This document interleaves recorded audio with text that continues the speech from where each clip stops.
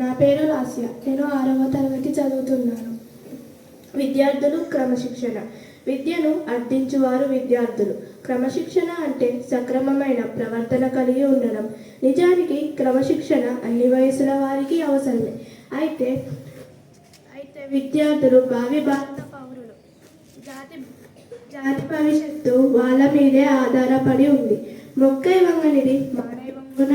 చిన్నప్పటి నుంచే క్రమశిక్షణను అలవర్చుకోవడం అత్యంత అవసరం. పెద్దయిన తరువాత మనిషి మారడం కష్టం.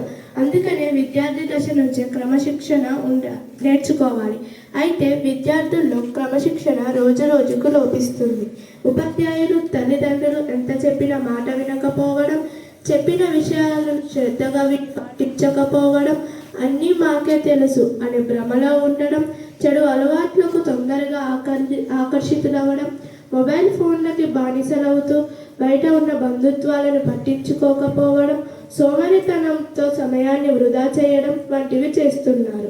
క్రమశిక్షణ లేని జీవితం తోక తెగిన గాలిపటం లాంటిది, చుక్కని లేని నావ లాంటిది. క్రమశిక్షణ లేకపోతే జీవితంలో ఎప్పటికీ స్థిరత్వం రాదు. ఉపాధ్యాయులు చెప్పింది వింటూ క్రమశిక్షణను పాటిస్తూ మీ భవితకు పునాదులు వేసుకుంటారని ఆశిస్తున్నాను. ధన్యవాదాలు.